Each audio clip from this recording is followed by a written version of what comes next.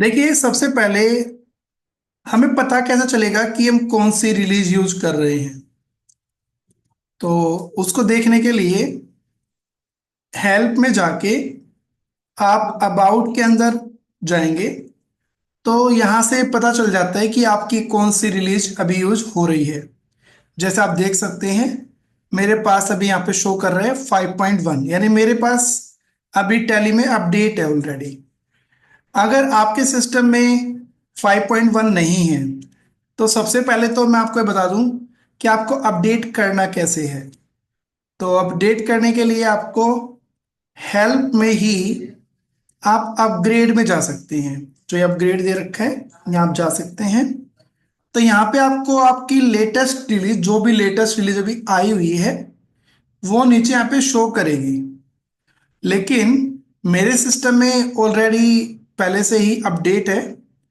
तो मेरे में तो यहाँ पे ऊपर दिखा रहा है ऑलरेडी कि 5.1 है। अगर आपके में नहीं है तो आपको न्यू रिलीज यहाँ पे शो करेगा। आप उस पर एंटर करके अपडेट कर सकते हैं। अच्छा, एक पॉइंट मैं बता दूं, टैली की कोई भी रिलीज आए, जब भी न्यू रिलीज आती है, उसको अपडेट करने के लिए ना आपका टीएसएस एक्सपायर नहीं होना चाहिए। अगर आपका टीएसएस एक्सपायर होगा ना, तो आप टैली अपडेट नहीं कर सकते। ठीक है, चाहे कोई भी रिलीज आती है, तो आपके पास टीएसएस होना चाहिए उसका। ओके। तो ये तो हो गया कि टैली कहाँ से हम अपडेट करेंगे अपनी न्यू रिलीज के अंदर। अब बात करते हैं कि इसमें क्या क्या चेंजेस हैं। तो मैं इसके लिए यहाँ पे अपनी एक कंपनी ओपन कर लेता हूँ, जिसके अंदर मैं आपको बताऊंगा।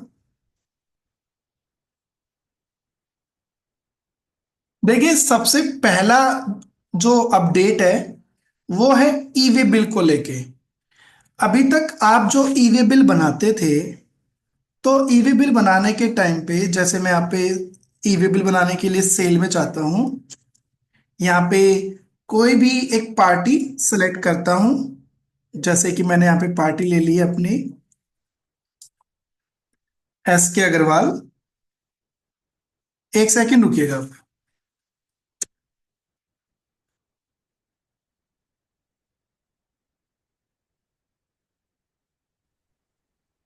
हाँ, तो ईवे बिल बनाने के लिए हम यहाँ पे जब सेल में जाते हैं, मैंने पार्टी ले ली अपनी, सेल लेजर ले लिया, जो भी आइटम सेल करना चाहता हूँ आइटम ले लिए मैंने। ठीक है। तो मुझे मान लीजिए ईवी बिल बनाना है इसमें। तो ईवी बिल बनाने के टाइम पे एक होता है पिन टू पिन डिस्टेंस, मतलब हमें एक पिन से दूसरे पिन का डिस्टेंस कैलकुलेट करना होता है। जैसे आप अब ये देख रहे हैं, ये एक्चुअली इसलिए दिखा रहा है क्योंकि मैंने पहले भी यहाँ पे ईवे बिल बना रखा है सेम पार्टी का। लेकिन जब आप ये करते हैं तो आपके सिस्टम में पिन टू पिन डिस्टेंस अपने आप नहीं आता है। तो आप इसको कैसे फाइंड आउट करते हैं? आप गूगल पे जाते हैं, गूगल पे भी सर्च कर सकते हैं, या फिर ईवे बिल की वेबसाइट पे जाके सर्च करते हैं। वहां से आपको पिन टू पिन डिस्टेंस मिलता है। लेकिन 5.1 के अंदर नया अपडेट क्या है कि अब आपको यहाँ पे डिस्टेंस खुद से फाइंड करने की रिक्वायरमेंट नहीं है। आप इस पॉइंट को, इस फील्ड को यहाँ पे स्किप भी कर सकते हैं, खाली छोड़ सकते हैं। और जब आप इसका बिल बनाएंगे, यानी कि जैसे आप इसको सेव करेंगे और आप इसका ईवी बिल बनाएंगे, तो वहां पे होगा क्या, आपका जो डिस्टेंस होगा ना, वो ऑटोमेटिक कैलकुलेट हो जाएगा। मतलब आपको नहीं लिखना, टैली खुद से कैलकुलेट करके लिखेगा। मैं आपको भी दिखाता हूँ, एक सेकेंड। ये देखिए, यहाँ पे मैंने नीचे ईवे बिल का ऑप्शन ओपन किया। अभी यहाँ पे आप देख सकते हो दोनों पिन कोड हैं। दोनों पिन कोड के बीच में डिस्टेंस यहाँ पे अभी मैंने नहीं लिखा हुआ है, ब्लैंक है। और मैं इसको सेव करता हूँ, और सेव करते समय यहाँ पे मुझसे पूछेगा ईवे बिल बनाना चाहते हो, तो मैंने यस किया। और एक यूजर नेम पासवर्ड होता है, वो मैंने अपना एंटर किया। ठीक है। जैसे ही करेंगे, यहाँ पे लिखा हुआ आ रहा है ईवे बिल जनरेटेड। ठीक है।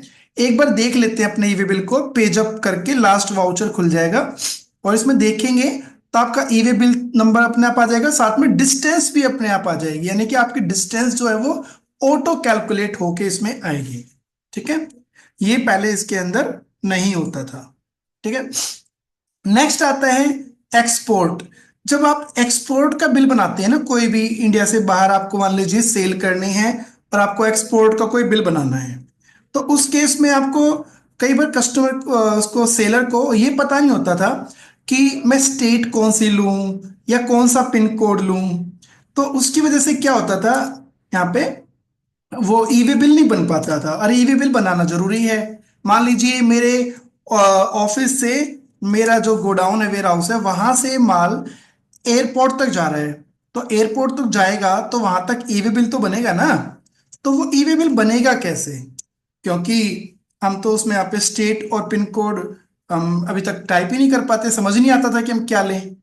तो मैं आपको बता दूं, अब आप ये कर सकते हो। टैली में क्या किया इन्होंने, ये एक एक्सपोर्ट का बिल है, आप देख रहे हैं मिस्टर जॉन है यहाँ पे। और मिस्टर जॉन जो है ये मैं इसको सेल कर रहा हूँ, ये यूएसए है, यानी कि यूएसए की पार्टी है, और मैं इसको सेल कर रहा हूँ। तो इसमें जब ई वे बिल का ऑप्शन आएगा ना नीचे यहाँ पे, तो यहाँ पे ना अब जो कंसाइनी टू होता है, कंसाइनी टू यानी कि जहां पे हम पार्टी की, दूसरी पार्टी की डिटेल देते हैं। यहाँ पे पहले आप खुद से कोई एड्रेस टाइप नहीं कर पाते थे। अब आप यहाँ पे क्या कर सकते हैं, आपके वेयर हाउस से जहां तक भी आपका माल जा रहा है, जैसे एयरपोर्ट तक जा रहा है मान लीजिए, तो आप एयरपोर्ट का एड्रेस और एयरपोर्ट का ही पिन कोड यहाँ पे एंटर करेंगे। यानी कि अपने वेयर हाउस से एयरपोर्ट के तक जहां तक भी आपको जाना है वहां तक का पिन कोड और वहीं तक का आपको एड्रेस डालना है। ठीक है, बाकी पिन टू पिन डिस्टेंस मैंने बता ही दिया, उसकी रिक्वायरमेंट है ही नहीं। ठीक है, तो जैसा आप इसको करेंगे और आप ई वे बिल बनाने की कोशिश करेंगे तो आपका ई वे बिल बन जाएगा। तो इसमें भी कोई किसी भी तरह की कोई प्रॉब्लम, कोई इशू आपका नहीं आएगा। ठीक है, नेक्स्ट देखते हैं। नेक्स्ट है मटेरियल इन मटेरियल आउट। देखिए अभी तक आप जो ई वे बिल बनाते आए हैं वो बनाते आए हैं सेल पे या फिर परचेज पे। लेकिन मान लीजिए कोई, मैंने किसी पार्टी को जॉब ऑर्डर दे रखा है और जॉब ऑर्डर के बाद मुझे उसको मटेरियल इशू करना है। ठीक है, तो उसकी एंट्री हम कौन से वाउचर से करते हैं, मटेरियल आउट से। तो जो भी आप मटेरियल आउट से कर रहे हैं, तो टैली में मटेरियल आउट से आप ई वे बिल नहीं बना पाते थे पहले। अगर आपको मटेरियल आउट या मटेरियल इन पे ई वे बिल बनाना है तो टैली में ऐसा कोई ऑप्शन नहीं था पहले। इसके लिए आपको पोर्टल पे जाके ही आप ये कर पाते थे।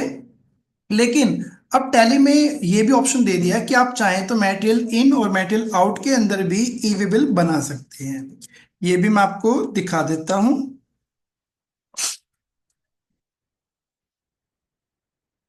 यहाँ पे आप देखेंगे तो मैंने नीचे यहाँ पे मटेरियल आउट की एक एंट्री पास की हुई है, जिसमें मैंने एक पार्टी सेलेक्ट की है जिसको मैंने जॉब ऑर्डर दिया था। इसके बाद मटेरियल कहाँ जा रहा है, तो डेस्टिनेशन गोडाउन मैंने ले लिया अपना, जीएसटी लगा दिया। और जीएसटी लगाने के बाद आप देखेंगे नीचे तो ईवी बिल का ऑप्शन पहले नहीं आता था।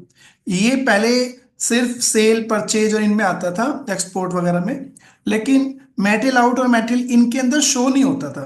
लेकिन अब आप यहाँ पे भी ऑप्शन आपको मिल जाएगा, और यहाँ पे भी आप जैसा कि अभी मैंने पहले बताया उसी तरह से डिटेल फिल करके आप इसके लिए भी ई वे बिल बना सकते हैं।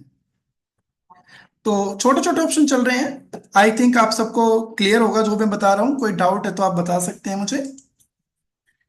ठीक है, नेक्स्ट हम चलते हैं। देखिए अ, अभी आप में से 5.0 जो रिलीज है, अगर किसी ने यूज की है तो अच्छी बात है, लेकिन अगर किसी ने अभी तक 5.0 यूज नहीं की है तो मैं बता दूं आपको कि 5.0 में एक ऐसा फीचर है कि जिससे आप है ना टैली के ही डाटा को, टैली का जो आपका डाटा होता है GSTR1, उसको डायरेक्टली पोर्टल पे अपलोड कर सकते हो। मतलब आपको पोर्टल पे, जीएसटी पोर्टल पे डाटा अपलोड करना है, वो भी टैली से डायरेक्टली, मतलब पोर्टल लॉगिन नहीं करना। तो वो फीचर 5.0 में है। वो फीचर मैं बताऊंगा ही बताऊंगा, लेकिन उसके साथ कुछ और भी बताना है। तो आप में से मुझे कोई बता सकता है चैट बॉक्स में कि आप में से कौन कौन अभी तक 5.0 यूज कर रहे हैं?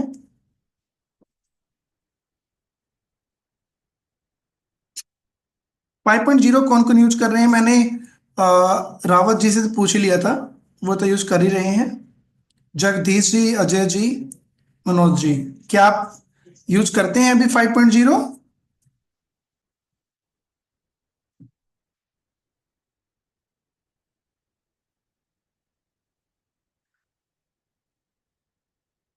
आप चैट बॉक्स में भी लिख सकते हैं।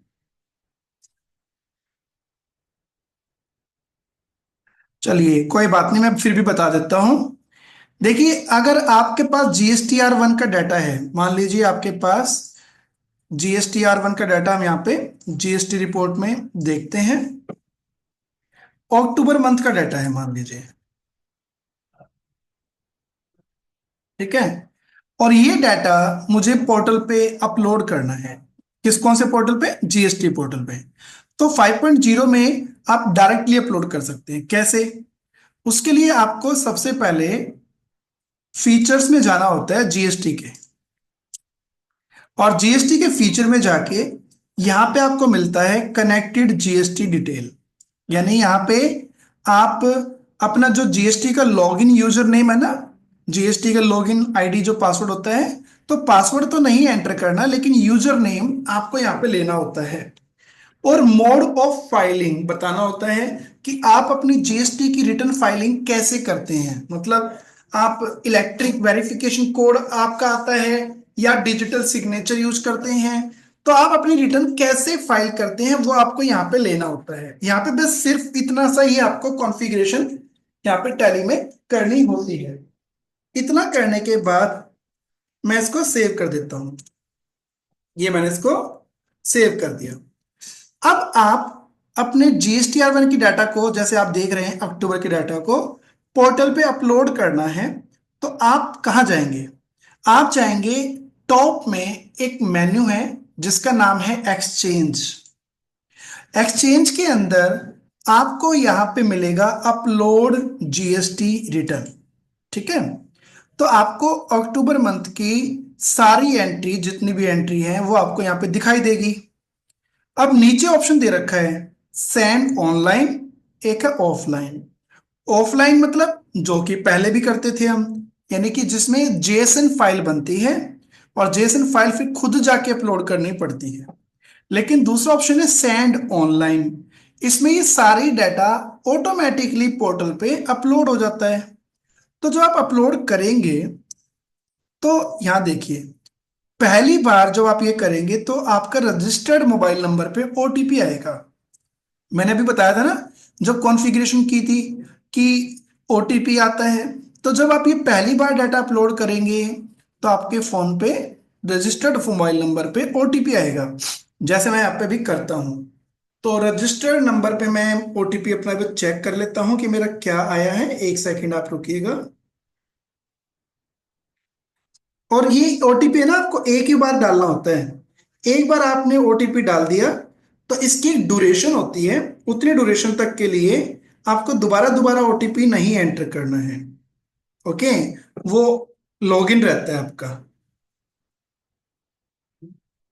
तो एक सेकंड रुकिएगा।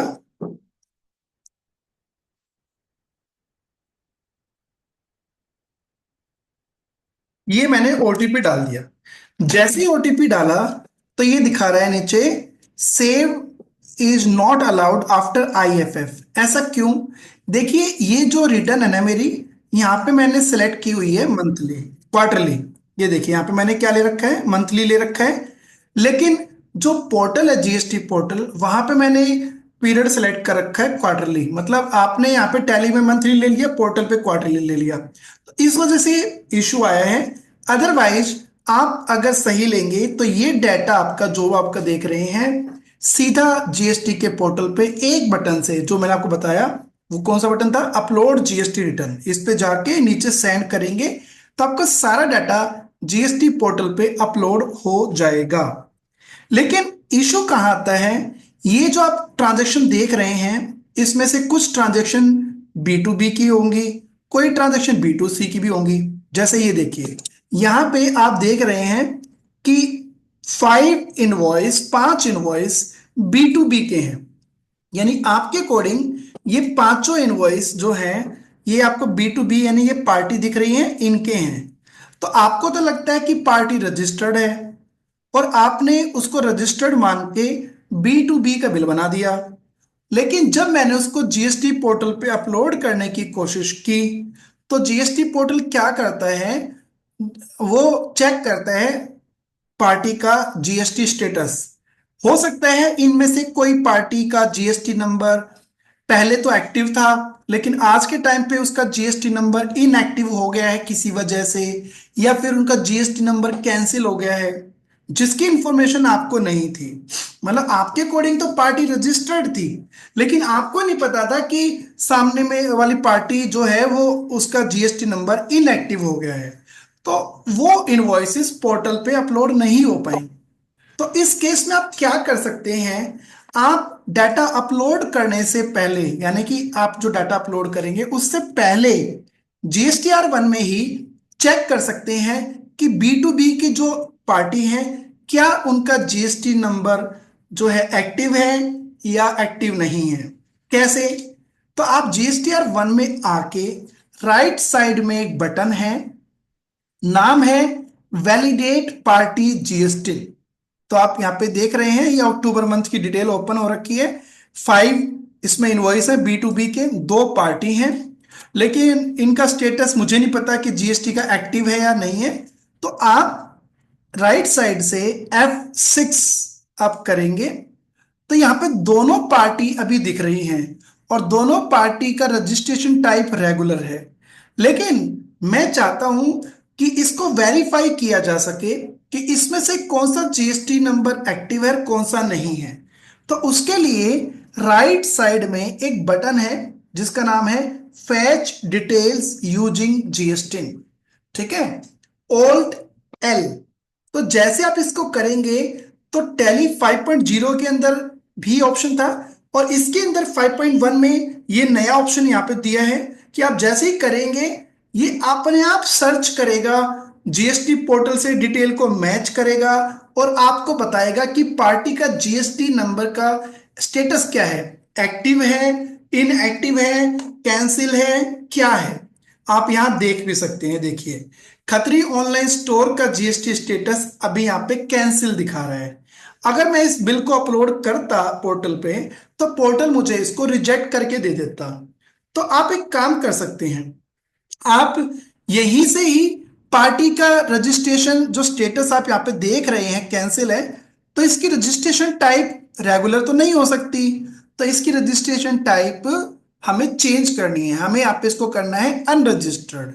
तो इसको आप यहीं से ही अपडेट कर सकते हैं, राइट साइड में बटन दिख रहा है आपको अपडेट, यहीं से अपडेट कर सकते हैं। यहां तक कैसे आए थे एक बार दोबारा बता देता हूं। GSTR1 में आके मैंने पहले किया वैलिडेट पार्टी जीएसटी, यहां से फैच डिटेल यूजिंग जीएसटी, यहां से मैंने पार्टी को सिलेक्ट करके राइट साइड में बटन है अपडेट।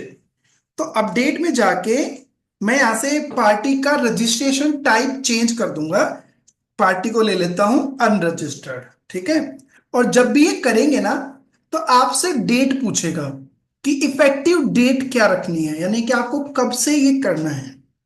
तो वो डेट मैं ले लेता हूं जैसे कि 1 अक्टूबर।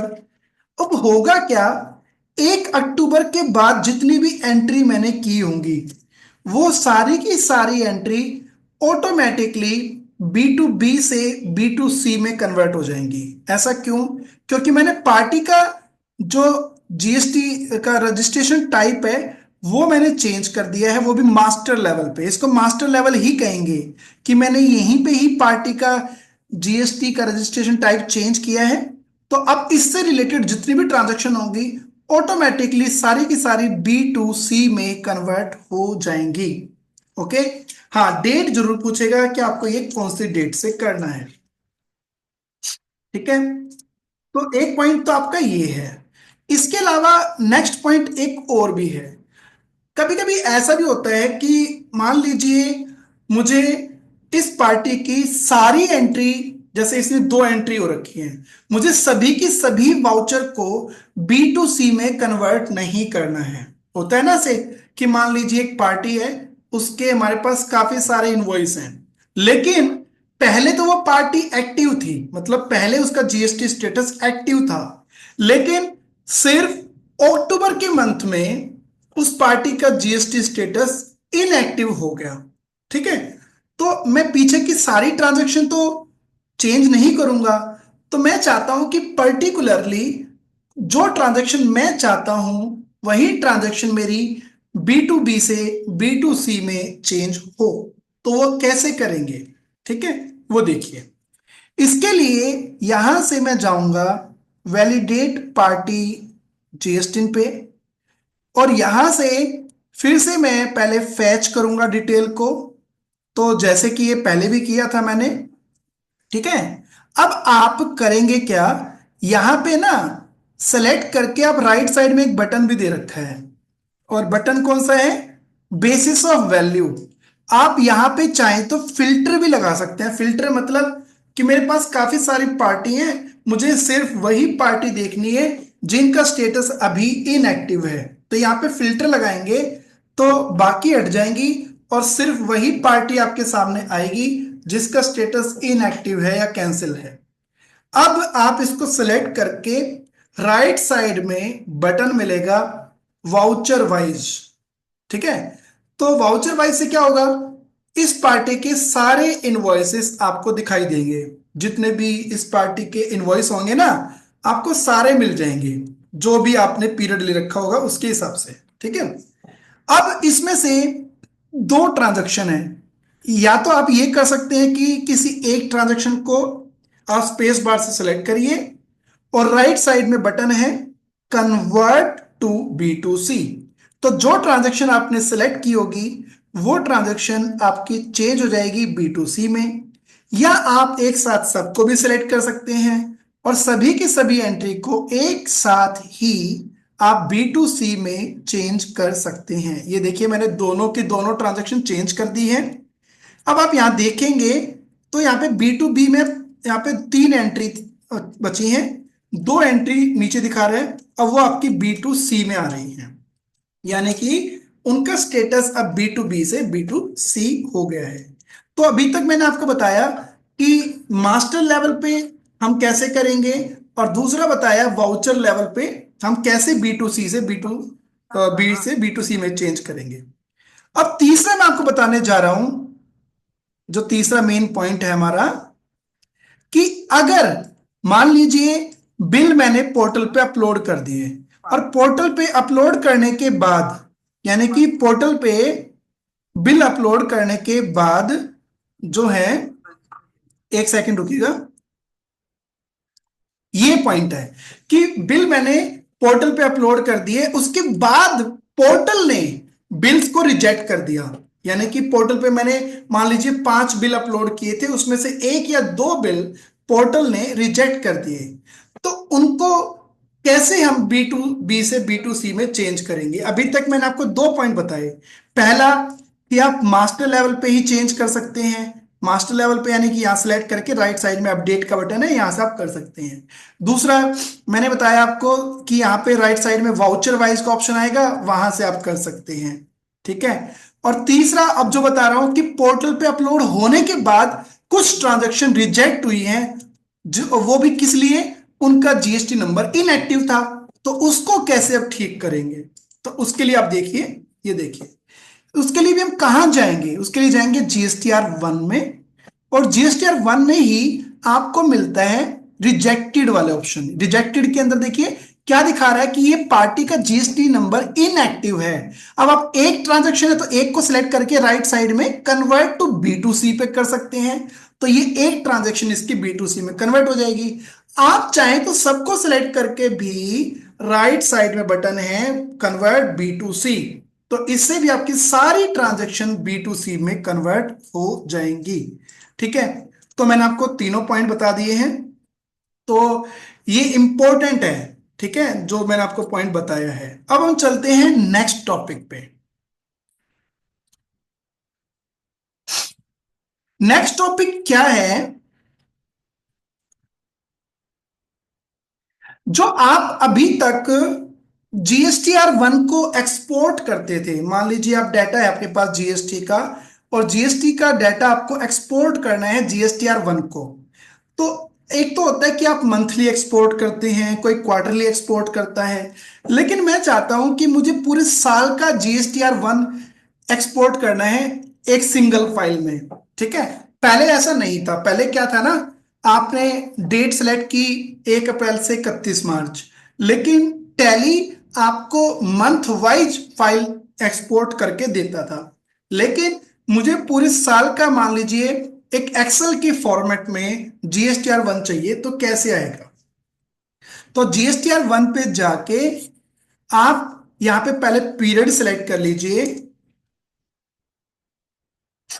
मैंने पूरे साल का GSTR 1 सेलेक्ट कर लिया। अब मैं यहां से एक्सपोर्ट में जाऊंगा और सेलेक्ट कर लेता हूं करंट। ठीक है, अब सेलेक्ट करते हैं सबसे पहले फाइल का फॉर्मेट। तो उसके लिए कैसे चेंज किया जाता है? कॉन्फ़िगर से। कॉन्फ़िगर में ये देखिए क्या लिखा है, फाइल फॉर्मेट। तो यहां से फाइल का फॉर्मेट अभी जो मैं ले रहा हूं वो एक्सेल ले रहा हूं। तो यहां पे ना आपको एक नया ऑप्शन मिल जाएगा, यहां पे export the return in a single file. मतलब आपका पूरा डाटा एक सिंगल फाइल में आपको चाहिए। तो मैं इसको यस कर देता हूं और नीचे से लोकेशन चेंज कर देता हूं कि डाटा एक्सपोर्ट कहां पे करना है। तो मैं डेस्कटॉप ले लेता हूं और ये देखिए फाइल का नाम भी कुछ ऐसा ही आ रहा है, GSTR 1 April to March. Export करते हैं तो मेरा डाटा पूरा का पूरा वो भी एक्सेल की फॉर्मेट में अप्रैल से मार्च तक का पूरा एक्सपोर्ट हो जाएगा। ठीक है, ये आप देख सकते हैं, मैं आपको दिखाता हूँ। ये देखिए इसमें अप्रैल की भी एंट्री है, जून की भी एंट्री है, अक्टूबर की भी है।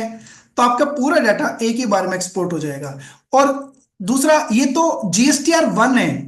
आप चाहें तो HSN डिटेल जो होती है ना, HSN वाइज जो डिटेल होती है, HSN समरी बात कर रहे हैं, उसको भी आप पूरे ईयर के लिए एक ही बार में एक्सपोर्ट कर सकते हो। उसमें भी आपको HSN समरी ओपन करके यहाँ पे आप इसको भी उसी की तरह ही एक बार में पूरे साल का आप एक्सपोर्ट कर सकते हो। ठीक है, तो ये आपका हो गया। तो मैंने अभी तक डाटा आपको बताया कि GSTR 1 का डाटा पोर्टल पे अपलोड कैसे होगा। अपलोड करेंगे तो उसमें अगर पार्टी मान लीजिए इनएक्टिव है, तो उसको B2B से B2C में कैसे कन्वर्ट करेंगे, कैसे आप अपने GSTR 1 के डाटा को पूरे साल के लिए एक्सपोर्ट कर सकते हैं। अब मानते हैं कि हमने डाटा पोर्टल पे एक्सपोर्ट कर दिया, मान लीजिए डाटा मेरा पोर्टल पे पूरा एक्सपोर्ट हो गया है। तो नेक्स्ट स्टेप क्या आता है? नेक्स्ट स्टेप आता है रिटर्न फाइलिंग का। अब मुझे रिटर्न फाइल करनी है, वो भी टैली से ही डाटा रिटर्न फाइल करना है, पोर्टल पे नहीं जाना है। तो उसके लिए आपको एक्सचेंज में ही जाना है।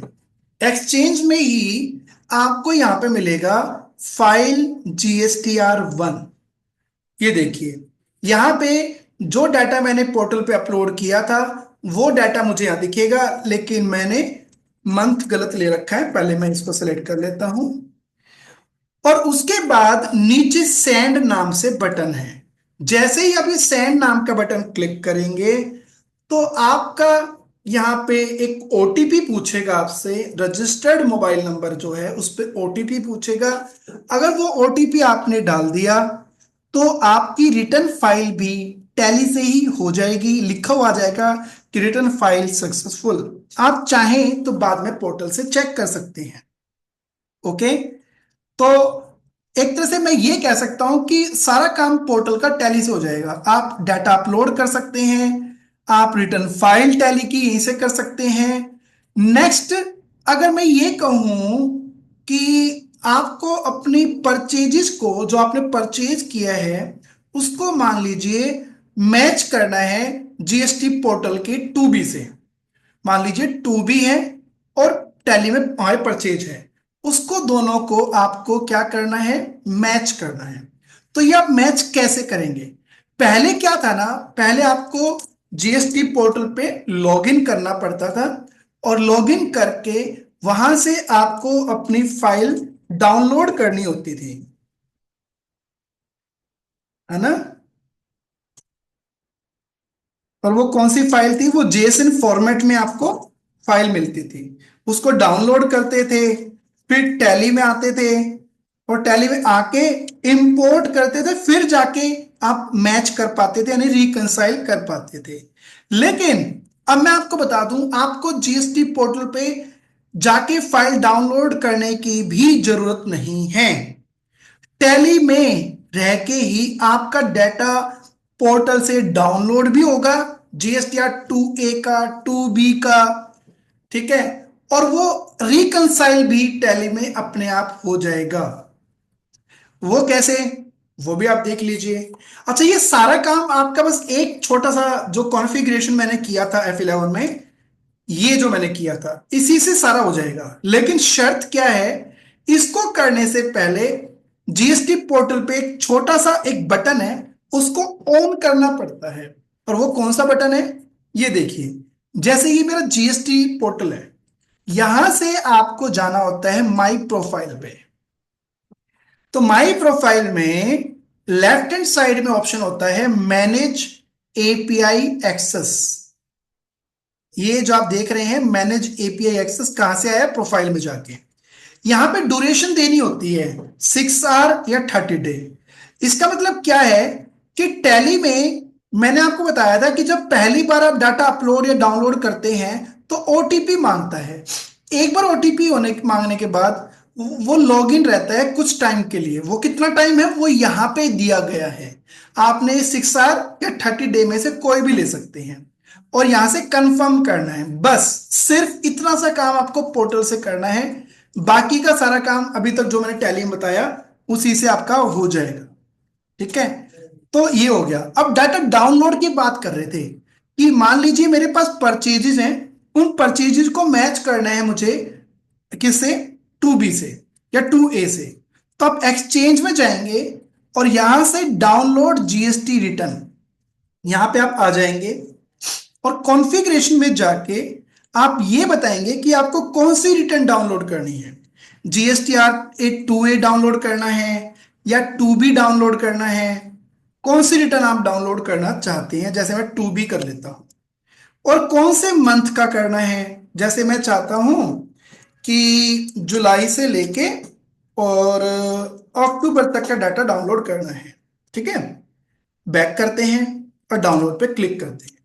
ये देखिए, ये अपने आप इसने डाउनलोडिंग स्टार्ट कर दी है। और मुझे यहाँ पे कुछ क्या दिखा रहा है? ये मुझे दिखा रहा है कि इसने ना जो है अक्टूबर मंथ का डाटा डाउनलोड नहीं किया है, रिजेक्टेड आ रहा है। क्यों? क्योंकि GSTR 2B form is not applicable for given period. क्योंकि मेरी रिटर्न क्वार्टरली जाती है, क्वार्टरली के हिसाब से अक्टूबर, नवंबर, दिसंबर, तो अभी उसका डाटा तो मुझे नहीं मिलेगा, तो इसलिए ऐसा दिखा रहा है। बाकी यहाँ पे आप देखेंगे अगस्त और जुलाई का डाटा मेरा डाउनलोड हो गया है। अब इसको देखेंगे कहाँ पे, मैच कहाँ पे करेंगे, वो मैं आपको बता देता हूँ। मैं दूसरी कंपनी ओपन कर रहा हूँ क्योंकि उसके अंदर मैंने कुछ डाटा रखा हुआ है डाउनलोड करके, तो वो आपको एक सेकंड रुकिएगा।